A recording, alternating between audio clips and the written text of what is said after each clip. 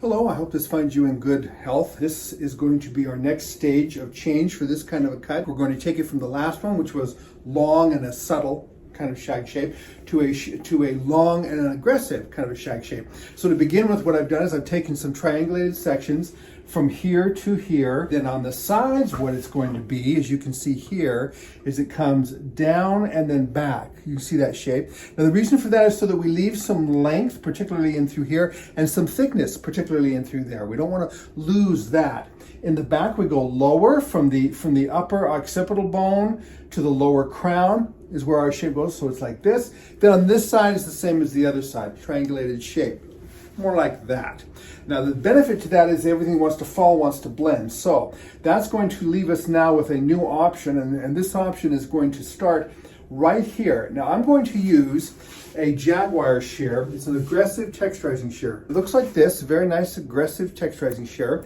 You would use whatever you choose. I don't normally do this kind of a technique subtly because it just wouldn't make much of a difference. So I don't typically use my 1660s, and I don't typically do this with hair that's extremely fine. Now what I'm going to do is take my section here, and I can take little triangles out of my triangles. So I'm just going to grab a small piece here, drop my bottom section, kind of twist it so it stays there, yeah? Grab this section, and what I'm going to do is I'm going to take it at an angle as if I were going to layer it, okay? So you can see my angle's going this way from the crown. Then I'm going to get with my jaguar, and I want to be probably just about 3 inches off the scalp for this effect. I'm going to cut into it, and then I'm going to go down just a little lower, add a little bit more, and then come up, and then I'm just going to take and keep chewing. Now I can keep doing that till that's all gone, or I can just get most of it and refine it. You can guess what I'm going to do. Now I'm going to take the section that's just beneath it, and I'm going to bring it to center.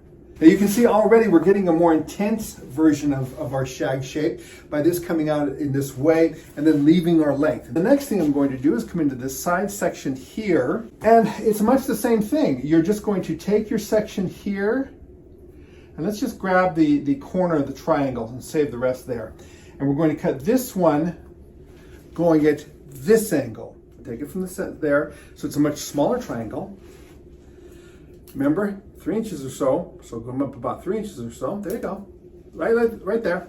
Now take that and same thing at the same angle to the head, to the mannequin head, to the client's head, what have you. Okay, and then we can refine that out in a minute, or we can actually leave it. I have done them where I've left them too, and then you just wind up with very, very textured, blended shape. You can see what I mean right there. You can leave that if you want to. Next section is going to be all the rest of that. Grab my guide. There it is, right there. Make sure, you know, your comb has a ruler on it, so you could just measure it every time, right? So that's something you could be doing, and that'll help you to stay within the exact shape or the exact area you want to be. Stay in your lane, in other words. Okay, so then I'm going to take this one. You see, I'm just basically coming up just a little higher, so I'm not a sharp angle here, okay? And the reason why I want to do that is it's going to create just a little bit more lift for me. So now look. Aren't I getting more of that kind of a shape? I sure am. And I'm keeping the length. And here's the thing. If your client, and I'm doing this on a mannequin that really, this is not an expensive mannequin. If I were to cut it as intensely as I'd like to, it'd scalp all this out. This is just not thick enough. It just isn't. So, but rather than using an expensive mannequin that would compensate better, I want to use this kind so that you can see, you can manipulate the angle to create the shape without overlayering in the length, and that's important. Your client wants that, certainly you do too. Next thing, come over to this shape over here, this triangle over here. Grab the bottom triangle right there. Same thing, we want to come up about 3 inches or so, and we want to come at that angle, yep. So let's do that. Now I want to stand in the same way. I don't want to cut down on one side and up on the other. I want to cut up on both sides, if at all possible. Stay in the same way. So I'm just going to come through here, cutting up. That way I'm mimicking the same exact shape. I'm going to go a little bit lower too because I want to create more of an intense reaction. There we go. And that pretty much just leaves this guy here. Now this guy here, you can do it any which direction you want to do it. Tell you what I'm going to do is I'm going to grab the whole section this way. just for change. Now I encourage you to try this with different shears that you have and see what you think in terms of what they do and how you feel about what they do. Now let's just shake this up a bit. Small channels like mine benefit from your liking, sharing, and commenting. I appreciate it. Thank you. And we've got definitely more of a shag shape.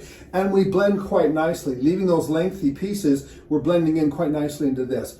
Your client needs to know what she's in store for though. If you cut something like this, it is aggressive. And there's no coming back from this overnight, so you want to make sure that they understand exactly what you're doing. Now I'm going to switch to the 1660s by Centrix. And none of these tools are the Jaguars, the Centrix 1660s. They're tools I use. They're not paying for this. I'm just telling you what I use and how it works for me. So you use what you've got, but I would recommend testing it out on mannequins and getting the exact results that you expected. Okay, so we're gonna start with this one and we're gonna come in through here, and anybody here that's left lengthwise, we're just gonna take and gently make sure that that has a blending angle to it. I love the 1660s for this. They tend to be very, very soft. So I can use them in a number of ways. I remember when they first came out, they were saying, oh, never cut into the hair vertically. You know what, get a mannequin, test it out yourself, see what you think, go from there. And back to the Jaguars. Now Jaguars are these are the ones that are really aggressive, you remember? So we're gonna come in through here, and there's that longer piece right there. We're gonna cut that off.